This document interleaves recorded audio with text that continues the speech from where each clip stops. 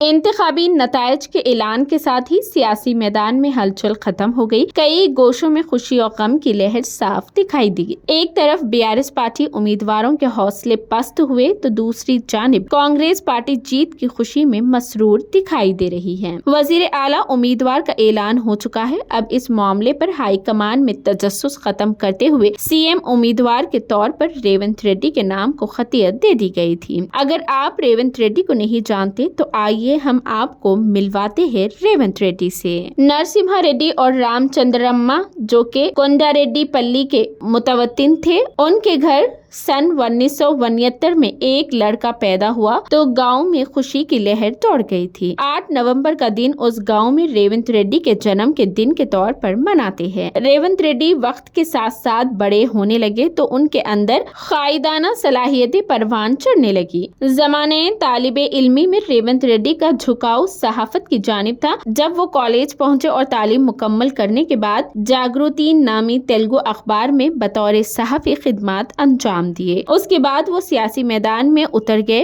रेवंत रेड्डी को 7 भाई और एक बहन है। इनका खानदान ज़राअत पर मुनहसर था। रेवंत रेड्डी ने तलबा तंजीमों से जुड़ते हुए तहरीर व तकरीर में महारत हासिल की। ऐसे हालात में उनकी शादी कांग्रेस पार्टी के कायद जयपाल रेड्डी की दुख्तर गीता रेड्डी से हो गई। यहाँ से शुरू होता है रेवंत रेड्डी के तवील सियासी सफर का आगाज। इस सफर में उन्होंने कई उतार चढ़ाव देखे। सन 2006 में वो ZPTC के मेंबर बन गए। क़ब्ल अज़ी उन्होंने jubilee hills cooperative housing society के डायरेक्टर रहे। दौलत के हुसूल के लिए कुछ वक्फे तक रियल एस्टेट से वाबस्ता रहे। जब उनके घर बेटी की पैदाइश हुई तो वो बाप बन गए। 2004 में वो सियासी जमात TRS में शामिल होकर गुलाबी खंडवा पहन लिया और कलवाकुर्ती से असेंबली टिकट के लिए कोशिश की, लेकिन उन्हें TRS ने टिकट देने से मना कर दिया। 2 साल तक उन्होंने अपनी सरगर्मियां जारी रखी।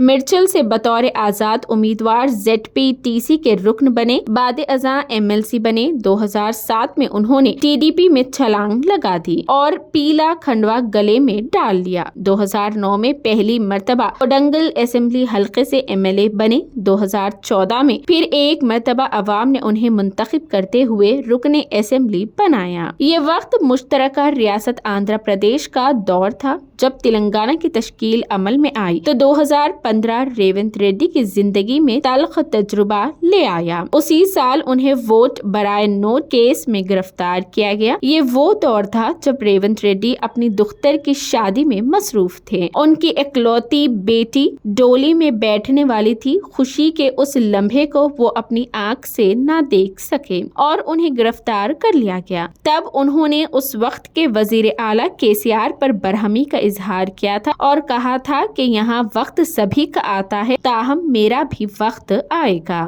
रेवंत रेड्डी ने शायद ये अल्फाज मौजूदा दौर को मद्देनजर रखते हुए कहे होंगे। जब वो सन 2017 में कांग्रेस पार्टी से मुंसलिक हुए तो कोडंगल की आवाम ने उन्हें शिकस्त से दो चार कर दिया। 2018 में वो असेंबली चुनाव जीतने से खासिर रहे। सन 2021 में उन्हें कांग्रेस पार्टी ने रियासती सदर बनाया। रेवंत रेड्डी ने उसके बाद पीछे मुड़कर नहीं देखा। उनको PCC सदर बनाए जाने पर तनकीदें हुई जिनकी उन्होंने परवाह नहीं की और आगे ही आगे बढ़ते रहे। कहते हैं जिंदगी जहद मुसलसिल का नाम है। उनकी अनथक कोशिशें जारी रही। वो मुसलसिल कांग्रेस को मुस्तहकम करने में मसरूफ रहे। उनकी यही काविशें समर आवर हुई और सन 2023 में जब इंतखाबी मौसम सजा तो वो अकेले ही सियासी मैदान में कूद पड़े और मुख्तलिफ हल्के जात में जलसे जुलूसों का एहतमाम किया। अवाम की नब्ज को पहचाना,